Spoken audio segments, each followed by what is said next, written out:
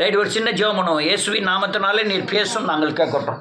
எங்களை உயிர்ப்பித்து வழி நடத்தும், பலப்படுத்தும். இயேசு கிறிஸ்து மூலம் ஜெபிக்கிறேன் ஜீவனுள்ள தகப்பனே. நான் இன்னைக்கு இந்த வேதத்தை ஆராய்ச்சி பார்க்கும்போது மனுஷன் பற்றிராத ஒரு சித்திரவதையை இயேசு கிறிஸ்து அனுபவித்தார். சித்திரவதைன்னா என்னது? சித்திரா தெரியும், சித்திரவதை தெரியாது. மனதிலும் சரீரத்திலும் கொடுக்கிற பயங்கரமான வேதனைக்கு பேர் தான் என்னது? விருப்பப்படாமல் படுகிற வேதனைக்கு தான் பேரு சித்திரவதை. சித்திரவதைன்னா என்னன்னு கேளுங்க, அவள்கிட்ட சொல்லுவாங்க. இப்போ அது சித்திரவதை. அது என்னது? நான் விரும்பல, ஆனா எனக்கு வியாதி, என்னுடைய நெருக்கம், என்னுடைய வேதனை அது பயங்கரமா நொறுக்கப்படுகிறது. சித்திரவதை. நல்ல நேற்று வரையும் நல்லா இருந்தேன், இன்னைக்கு இப்படிய காலம் இப்படி ஒரு பிரச்சனை வந்துட்டு சித்திரவதை. யார் சித்திரவதைப்பட்டா? இப்போ நான் ஒரு பாவம் செய்கிறேன் அல்லது ஒரு மீறுதலுக்கு உட்படுறேன், நல்ல சிகரெட் அடிக்கிறேன், எனக்கு அல்லது நுரையீரல் பிரச்சனை வந்துட்டுனா எனக்கு கொழுப்பு, அது சிகரெட் அடித்தேன் அதனால் வந்துட்டு. ஆமீன். இல்லைன்னா நான் ஏதாவது களவாடினேன், ஓடி வரும்போது மேலேருந்து ஒரு செவர்லேருந்து கீழே குதிச்சேன், கால் முறிஞ்சிட்டு, அது என்னுடைய கொழுப்பு. ஆமீன். ஆனால் நான் ஒன்றுமே செய்யலை, நீங்கள் களவாண்டு ஓட உங்களுக்காக நான் பட்டாம்னா அதுதான் யார் செஞ்சா? இயேசு செஞ்சாரு. நான் களவாங்க, நான் போய் சொல்ல, நான் திருடா, நம்ம முன்னோர்கள் வேசித்தனம் பண்ணோம், நம்ம முன்னோர்கள் கொலை செய்ய, அதுக்கு எல்லாத்துக்குள்ள தண்டனையை யார் ஏற்றுக்கொள்ளலாம்? இயேசு ஏற்றுக்கொள்ள. ஏன்னு தெரிய மாட்டேங்கிறாங்க. அது அது யார் தெரியுமா? அவரு வார்த்தையினாலே சகலதை என்ன செய்தாராம்? உண்டாக்கினார். அவர் சொல்ல ஆகும், கட்டளை நிற்கும். அவரால் செய்யக்கூடாத காரியம் ஒன்றுமே இல்லை. மரித்த லாசரு 4 நாளுக்கு அப்புறம் பிணத்தை எழுப்புறாரு, கடலின் மேல் நடக்கிறாரு, 2 மீன் 5,50,000 பேருக்கு பங்கிடுறாரு, குஷ்டரோகியை சுகமாக்குறாரு, குருடனை பார்க்க வைக்கிறாரு. அந்த இயேசு, அல்லேலூயா, அந்த இயேசு யாருக்காக? ஒரு நீதிமானுக்காக ஒருவேளை ஒருவன் மரிக்க துணியலாம். நான் பாவியா இருக்கிறேன், இயேசு மரித்து அவருடைய அன்பை என்ன செய்தாராம்? எனக்கு விளங்க பண்ணினார், எனக்கு விளங்க பண்ணினார். நான் பரிசுத்தவனா இருந்து நான் பாவம் செய்யாதவனா இருந்தோம்னா எனக்காக மரிக்கிறதுல யார் மறிக்க முடியும்? பாவம் செய்து இருக்கும் போது அவன் யார் மறிக்க முடியும்? நான் பாவியா இருக்கையில் அவர் மரித்தார். அல்லேலூயா. பாவம் செஞ்சுட்டு ஒருத்தன் கரையும் கட்டினோம்னா என்ன சொல்லுவாங்க? கொழுப்பு. அவன் கொழுப்பு எடுத்து செஞ்சான், அதனால அனுபவிச்சுட்டு போகிறான். நல்லவனுக்கு யாருக்காவது செய்வோம்னு நினைப்பான். ஆனால் கர்த்தர் நம்ம கெட்டவனாக இருக்கும்போது மரித்தார். அல்லேலூயா, மரித்தார். மரித்தார் மட்டுமல்ல, பல காரியங்களுக்கு எனக்கு ஆச்சரியமாக இருந்தது. நம்ம மாதிரி ரூபம் எடுத்தார். அவருக்கு இந்த ரூபமே கிடையாது, அவருக்கு ரூபமே கிடையாது. அவர் மனுஷ சாயலானார். அடிமையின் ரூபம். நம்மளாம் யாரு தெரியுமா? அடிமை. எதுக்கு அடிமை தெரியுமா? பேய்க்கு அடிமை. எதுக்கு அடிமை தெரியுமா? பாவத்துக்கு அடிமை. நம்ம விரும்பாமலே நமக்கு பாவம் செய்ய நமக்கு இருதயம் துடிக்கும். அந்த உணர்வின் அடிப்படையில் நம்முடைய பாவம் செய்யறதுக்கு இனிப்பா இருக்கும், பரிசுத்தமா இருக்கிறதுக்கு கஷ்டமா இருக்கும். நான் பாவியா இருக்கையில் அவர் மரித்தார். அல்லேலூயா. அது யார் தெரியுமா? பரிசுத்தத்திலே பயங்கரமானவர், ஒரு அணு கூட பாவம் இல்லாதவர். நம்முடைய சாயலுக்கு பூமியில இறங்கி வந்து ஒரு மனுஷியிட்ட பிறந்து அவர் நம்மை போல இந்த பூமியில வாழ்ந்து தாகமுடையவராய், பசியுடையவராய், அல்லது குடும்பத்தில் தாய் தகப்பனுக்கு அடங்கி இருந்து வாழ்ந்தார். வாழ்ந்தது மட்டுமல்ல, அல்லேலூயா, நன்றியோடு கூட துதிக்கிற இந்த பூமியில இந்த மனுஷர் பாடுகிற எல்லா பாடுகளையும் அனுபவித்தார். அவர் தாகமுடையவராக இருந்தார், பசியுடையவராக இருந்தார், அல்லேலூயா, அன்புடையவராக இருந்தார், அவர் இரக்கமுடையவராக இருந்தார், உருக்கமுடையவராக இருந்தார். அந்த தேவன், அல்லேலூயா, எனக்கு பெரிய இது என்னன்னா, ஒரு பெரிய யானை, அந்த யானையை போய் எறும்பு சொல்லுது, நான் வந்தோம்னா உன்னையெல்லாம் தூக்கி போட்டு மிதிச்சிருவான் அப்படிங்கு. யார யானை நினைச்சுன்னா என்ன செய்யும்?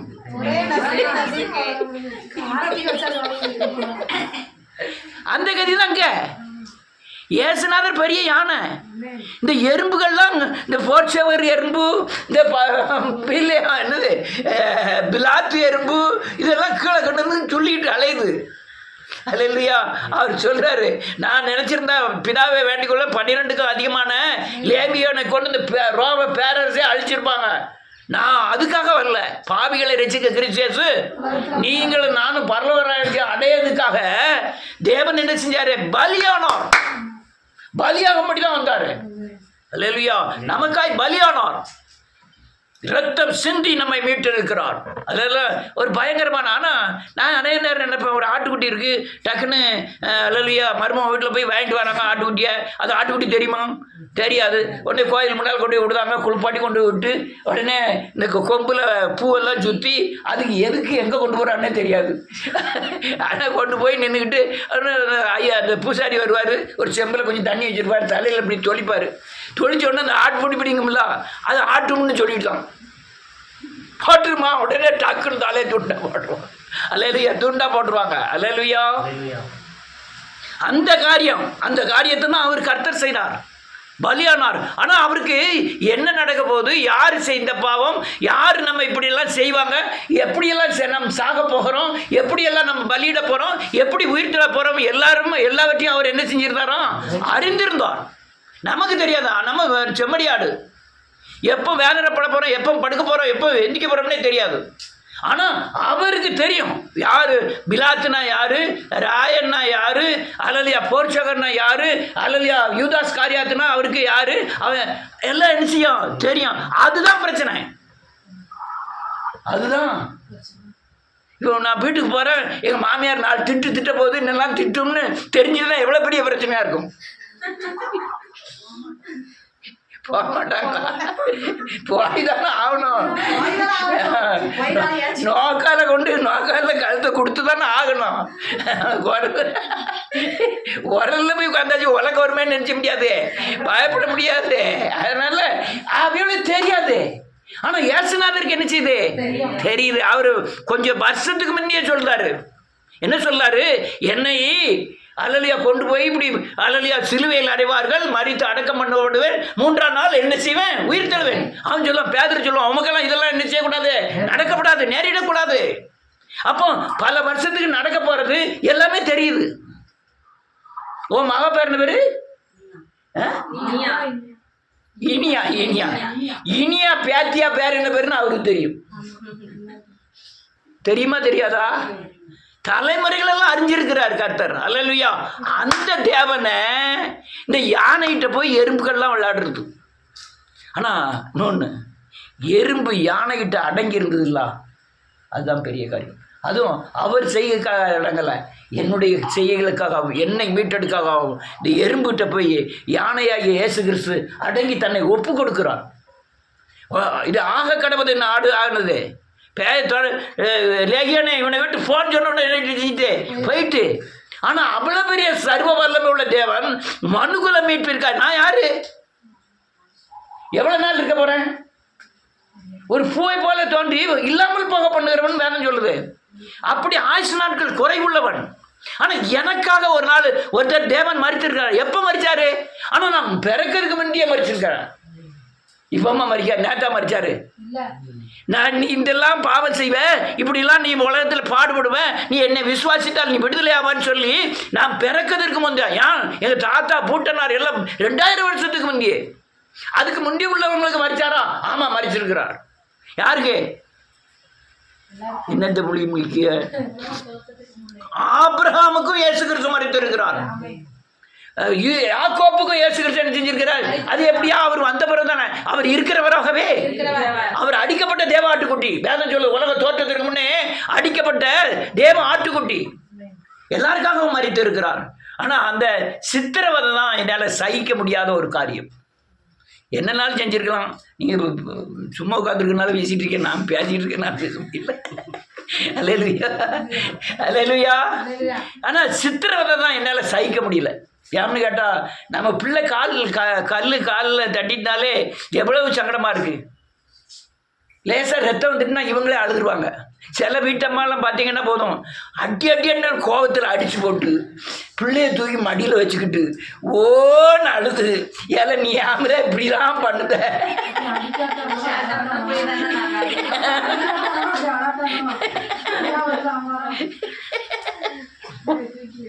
அடி அடி. ஆனால் ஆண்டவர் நமக்காக மரிச்சிருக்காருன்னு நினைக்கும் போது பெரிய ஆச்சரியமாக தான் இருக்கு. என்ன அல்லேலூயா. இதை உணர்ந்தா மட்டும்தான் பரலோக ராஜ்யம் போக முடியும். இதை உணர்ந்தா மட்டும்தான் உங்க பாவம் மன்னிக்கப்படும், உங்க சாபத்திலிருந்து நீங்க விடுதலை ஆக முடியும். எதை நமக்காக பட்ட பாடுகளை யாரெல்லாம் உணர்றாங்களோ அவங்க தான் விடுதலை அடைய முடியும். அல்லேலூயா. என்ன பாடுபட்டாருன்னு பாருங்க, வாசிக்கலாம். இயேசுவின் நாமத்தினாலே அல்லேலூயா. நமக்கு நன்றியோடு துதிக்கிறோம். லூக்கா எழுதின சுவிசேஷம்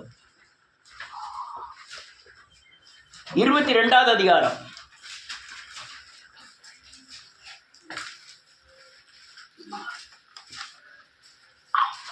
39வது வசனத்திலிருந்து.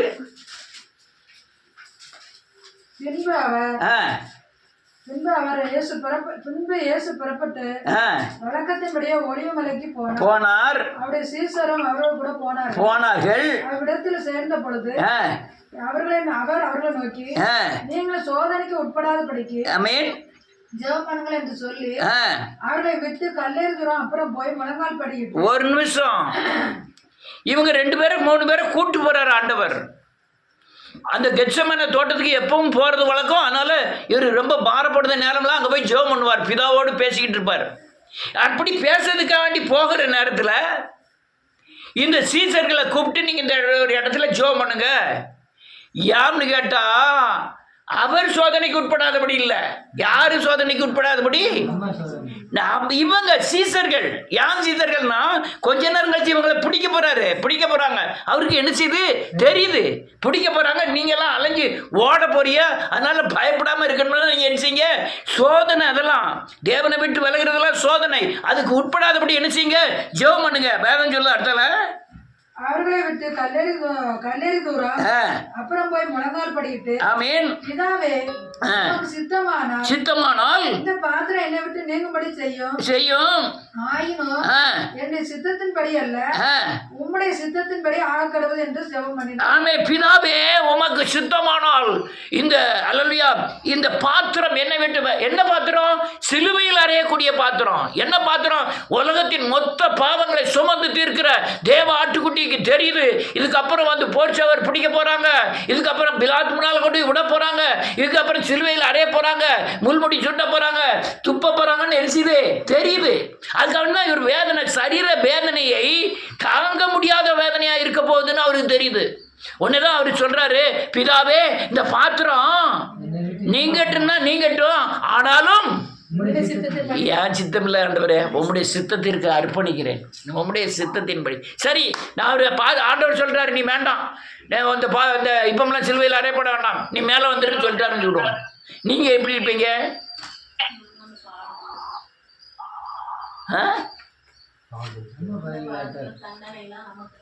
நமக்கு மேல இருக்கிற தண்டனை நம்மளை விட்டு என்ன செஞ்சிருக்காது, நீங்க இருக்காது.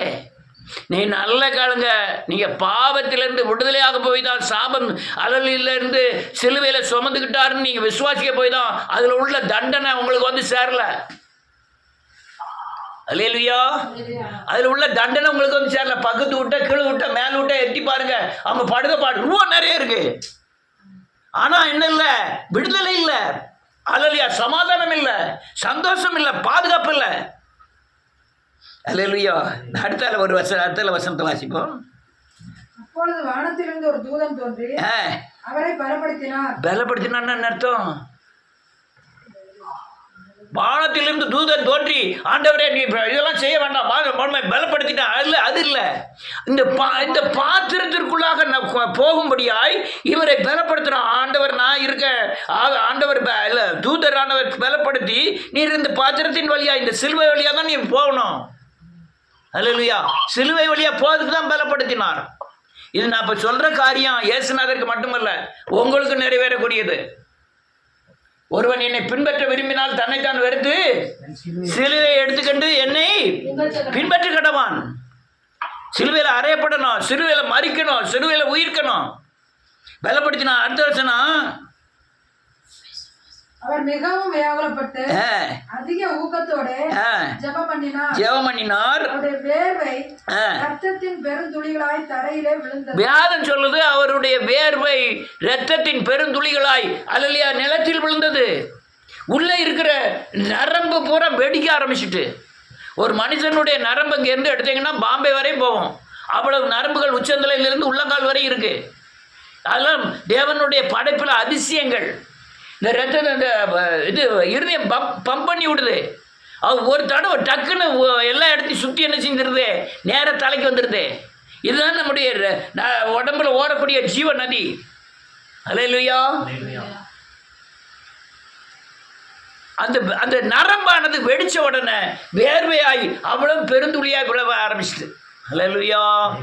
ரத்தம் பெருந்துளியா. அடுத்த வசனம், அவர் ஜெபம் பண்ணி முடித்து எழுந்திருந்து ஆமென் நம்முடைய சீசரிடத்தில் வந்து அவர்கள் துக்கத்தினாலே நித்திரை பண்ணுகிறது கண்டு அவர், நீங்கள் நித்திரை பண்ணுகிறது என்ன, சோதனைக்கு உட்படாதபடிக்கு ஆமென் எழுந்திருந்து ஜெபம் பண்ணுங்கள் என்றார். இவர் சோதனைக்கு உட்படாதபடி ஜெபம் பண்ணுங்க.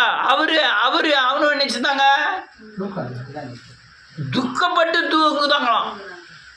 ரொம்ப துக்கப்பட்டு, ஐயோ ஆண்டவரை சிலுவையிலெல்லாம் அறைய போகிறாங்கன்னு துக்கப்பட்டுக்கிட்டு தூக்கம் வந்துட்டு அப்படியே தூங்குறாங்க. அல்லேலூயா. சீசர்லாம் தூங்க ஆரம்பிச்சிட்டாங்க. சரி எந்திரிச்சு போவோம் பாருங்க, நீங்கள் தூங்குனது போதும், எந்திங்க, என்னை காட்டி கொடுக்குறவன் வந்துட்டான். எவ்வளோ பெரிய பாடுகள்.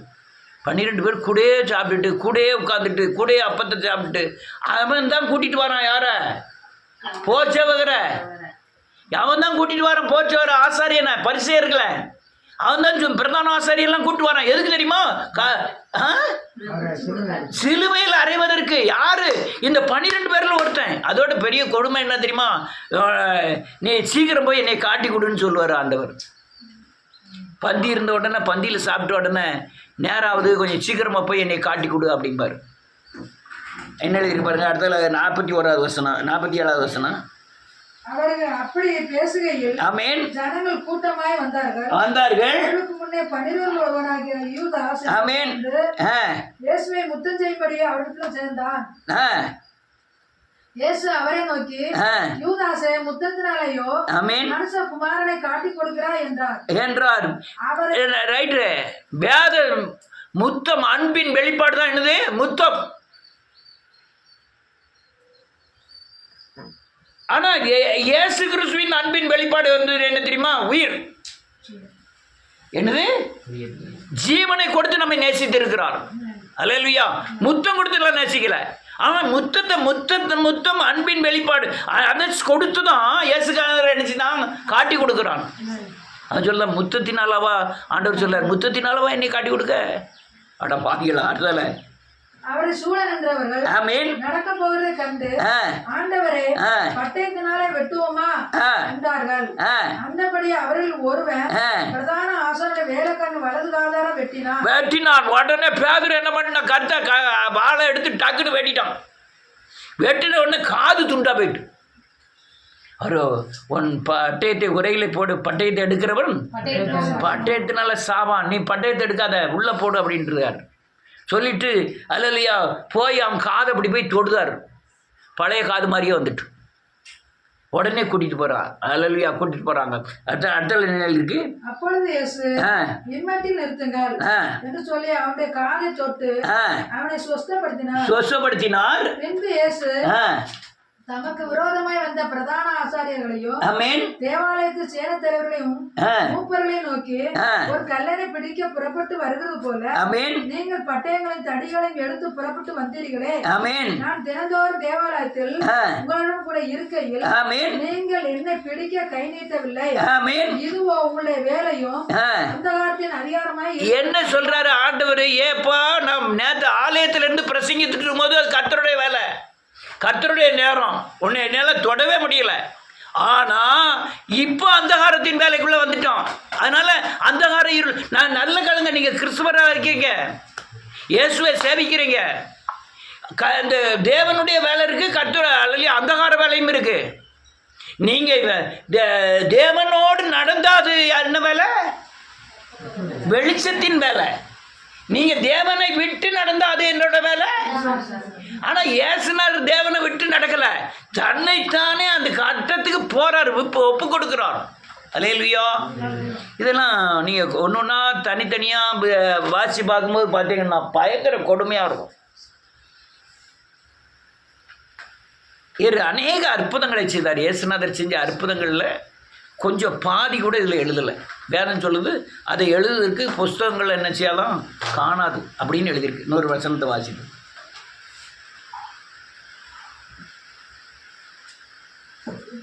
யோவான் எழுதின சுவிசேஷம் 19வது அதிகாரம் 1வது வசனம். அப்பொழுது பிலாத்து இயேசுவை பிடித்து வாரினால் அடிப்பித்தான். யார? இயேசுவை வாரினால் அடிக்க வைக்கான். அல்லேலூயா.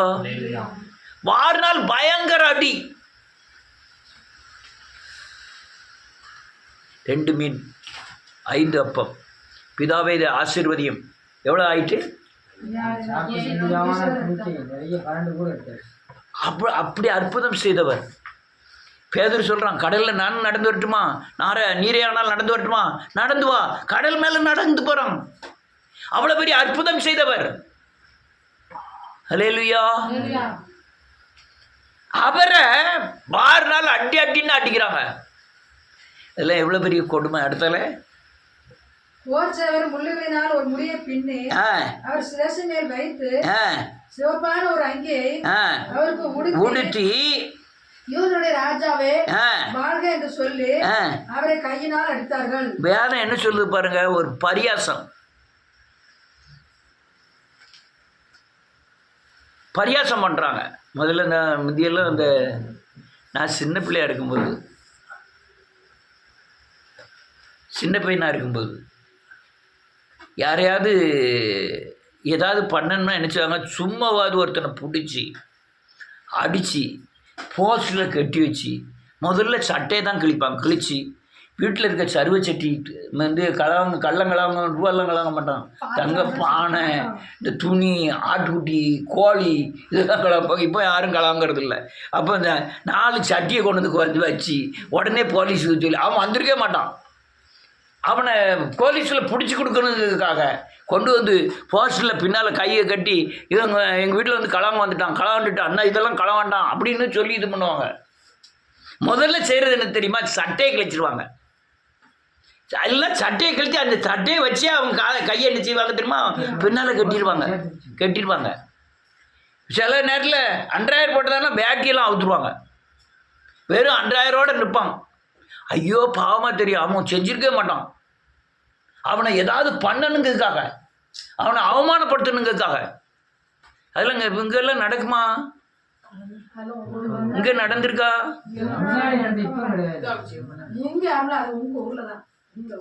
முந்தியெல்லாம் அவங்க உண்மை சொல்ல விடாது, கேட்டி வைப்பாங்க.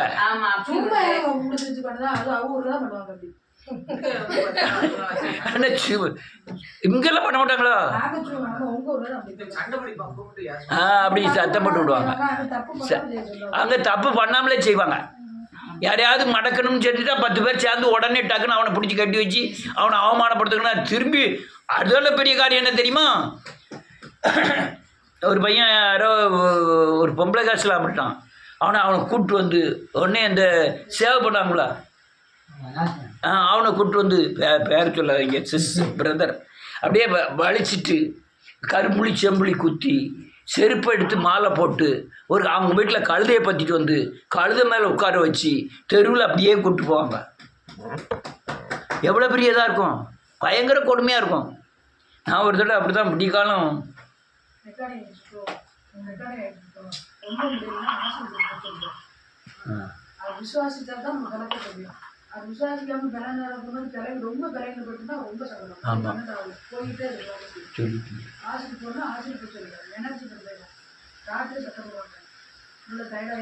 ரைட் இயேசுவின் நாமத்தினாலே அல்லேலூயா.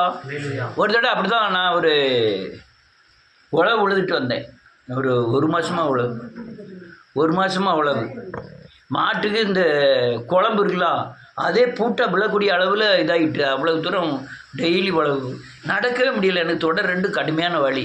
விடிய காலம் எந்திரிச்சு போகும்போது அங்கே ஒரு பொம்பளை பிள்ளை எடுத்து எனக்கு முன்னால் போயிட்டுருக்கா. விடிய முன்னே பிள்ளை எடுத்து போயிட்டுருக்கா. அவள் சங்கிலி பிள்ளை தான் சங்கிலி போட்டிருக்கா. போயிட்டு இருக்கும்போது ஒருத்தன் என்ன பண்ணான், டபக்குன்னு என்ன செஞ்சான், அத்துட்டு ஓடுதான். என்னால் பின்னால் ஓட முடியல. ஐயா அவங்க அத்துட்டு ஓடுதான், பிடி. நான் எங்கே ஓட, ஏம்மா நான் கால் நடக்க முடியாமல் போயிட்டுருக்கேன். சேர்மாதிரி மனசுலேருந்து சேர்மாதிரியில் போய் டீ குடிக்க போயிட்டுருக்கேன். உடனே ஓடுதான் அவன், பிடிங்க. என்னால் ஓட முடியல. பின்னாலே டக்குன்னு ஓடணும், பையன் ஓடுனா அதுக்குள்ளே அவன் ஓடிட்டான். ஓடி போய் ஒரு சைக்கிள் கடை அப்போ தான் திறந்து வெளியே வைக்கான்.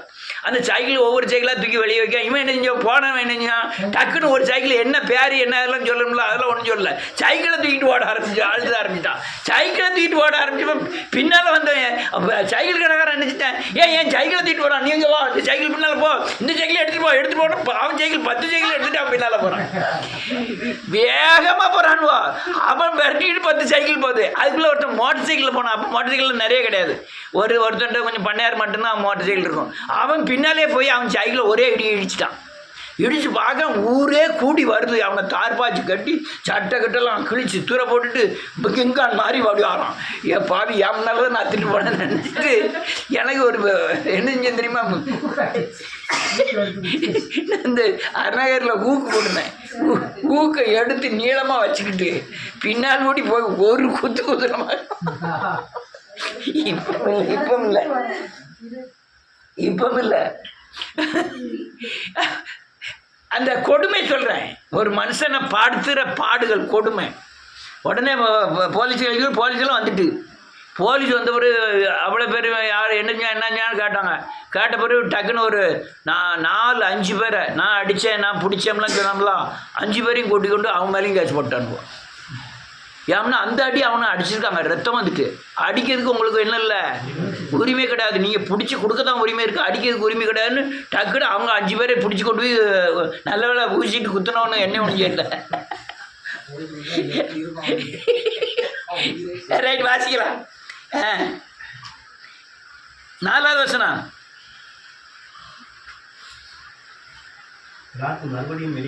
வெளியே வந்து ஒரு குற்றமும் காணேன் அறியும்படிக்கு ஆமென் வெளியே கொண்டு வருகிறேன் என்றான். இயேசு முள்முடியும் சிவப்பங்கியும் தரித்தவராய் வெளியே வந்தார். அப்போது பிலாத்து அவர்களை நோக்கி, இந்த மனுஷன் என்றால் நல்ல காலங்க, அவர் தண்டனை குற்றம் தீர்க்கப்படலை, ஆனால் தண்டனை. ஆனால் ராத்திரி விசாரிக்க கூடாது. ராத்திரி எல்லாம் இதை மீறினாங்க. என்னத்த நியாயப்பிரமாணத்தின் சட்டங்கள் எல்லாம் மீறி நடக்க யாருக்கு, ஏசுக்கிறதுக்கு. அவங்கள அதுலயா ஒரு மனுஷன் குற்றம் செய்வதற்கு முன்பே அடிபட்டார்னா ஏசுனார் மட்டும்தான். ஒரு அடி கூட அடித்தா கூட அவனுக்கு திருப்பி இது உண்டு, என்ன தண்டனை உண்டு. யார் அடிக்கக்கூடிய இருக்காமல அவன் ஒன்று குறைய 40 அடி அடிக்கணும், 39 அடி தான் அடிக்கணும். 40 அடி அடிச்சான்னா திரும்பி அவனை 39 அடி அடிக்கணும். அல்லேலூயா. ஆனால் இது அடிக்க அந்த அந்த அந்த சட்டத்தை மீறினாங்க. எதுக்கு? சிலுவையில் அறைவதற்குண்டான எல்லா கோப்பையும் கொண்டு வராங்க. அல்லேலூயா. அதுக்கப்புறம் பாத்தீங்க, பிரதான ஆசாரியன் ஆமென் அறையும் என்று சத்தமிட்டார்கள். ஆமென் அறையுங்கள், நீங்களே போய் அடிங்கட்டாரு. அல்லேலூயா. ஏன்ட்ட நான் என்னால் ஒன்றுமே இல்லை, நான் ஒரு குற்றமும் இவன்கிட்ட கண்டுபிடிக்க முடியல. அதனால் நீங்களே போய் சிலுவையில் அடைங்கன்ட்டு போய் கையை கழுவுதான். அடுத்த வருஷம் என்ன சொல்லுது? ஆமென் ஆமென்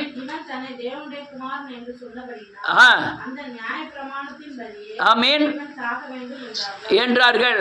இவன் ஒரு நிமிஷம், நியாயப்பிரமாணத்தில் ஒரு இது உண்டு, தேவனுடைய குமாரன்னு சொன்னான். அதாவது மனுஷன் வந்து தேவனுடைய குமாரன் என்று என்ன செய்யக்கூடாது, சொல்லக்கூடாது. ஆனால் இவன் தேவனுடைய குமாரன்னு இயேசு சொல்லாரு. அந்த தீர்ப்பின்படி இவரை சிலுவையில் அறையணுங்காங்க. அவர் தேவகுமாரனா இல்லையா? அவர் அடிபட்டு என்ன ஆசீர்வாதத்தை தந்தாரு? நம்ம எல்லாருமே தேவனுடைய குமாரனாய் மாற்றினார். அல்லேலூயா.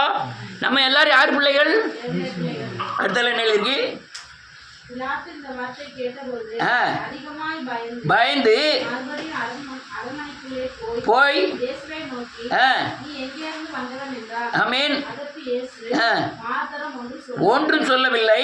அப்பொழுது பிலாத்து, ஆமென். நீ என்னோட பேசுகிறதில்லையா? ஆ, உன்னை சிலுவையில் அறைய ஆரைய அதிகாரம் உண்டென்றும் ஆமென் உன்னை விடுதலை பண்ண எனக்கு அதிகாரம் உண்டென்றும் உண்டென்றும் உனக்கு தெரியாதா? தெரியாதா என்றான். இயேசு பிரதித்திரம், ஆமென். பரத்திலிருந்து உமக்கு ஆ, கொடுக்கப்படாதிருந்தால் ஆமென். என்மேல் உமக்கு ஒரு அதிகாரம் ஒரு அதிகாரம் இராது. ஆனபடினாலே ஆமென். என்னை உம்மிடத்தில் ஆ, ஒப்புக் கொடுத்தவனுக்கு ஆ, அதிக பாவம் உண்டு என்றார். ஆமென். அல்லேலூயா. பாரத்திலிருந்து என்ன அதிகாரம் கொடுக்கப்பட்டிருக்கு இயேசுவுக்கு? சிலுவையில் அறையதுக்கு அதிகாரம் அறையப்படுவதற்கு உண்டான அதிகாரத்தை பற்றி தான் இயேசு கிறிஸ்து வந்திருக்கிறார். அல்லேலூயா. பாவங்களை சுமந்து இருக்கிற தேவாட்டுக்குட்டி. அவன் முதல்ல சொல்றான், யோவான் முதல்ல சொல்றான், இவர் பாவங்களை சுமந்து இருக்கிற தேவாட்டுக்குட்டி. ஆனால் நம்முடைய பாவங்களை சுமந்து அந்த அதிகாரத்தை பெற்றுட்டு தான் பூமியிலே வரார் இயேசு கிறிஸ்து. அவரை சிலுவையில் அறையதுக்கு ஒப்பு கொடுத்தார்கள். அல்லேலூயா.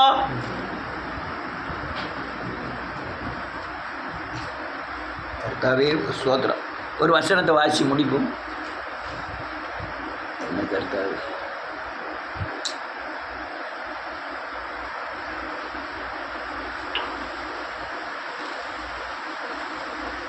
ரைட். இயேசுவின் நாமத்தினாலே இது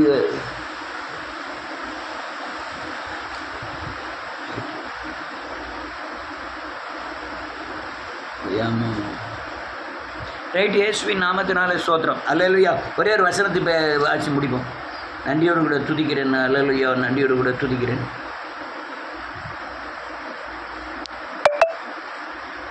பதிமூணாவது வசனம் பிலாத்து இந்த இல்லை, வார்த்தையை 13, 19, 13. பிலாத்து.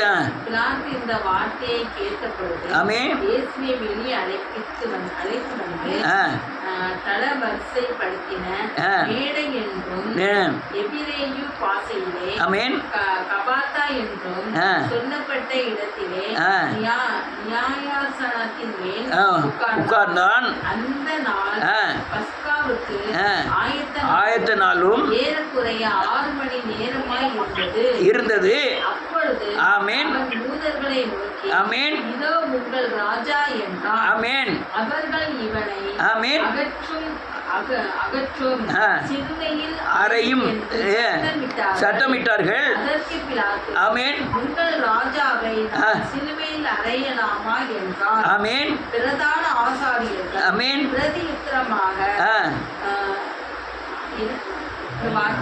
ராயனை அல்லாமல் எங்களுக்கு வேற ராஜா இல்லை என்றார். ஆமென். அப்பொழுது அவரை சிலுவையில் அறையும்படிக்கு ஆமென் அவர்களிடத்தில் ஒப்பு கொடுத்தான். அவர்கள் இயேசுவை பிடித்துக் கொண்டு ஆமென். போனார்கள். ஆமென். எல்லாரும் முழங்கால் படிக்கிறோம்.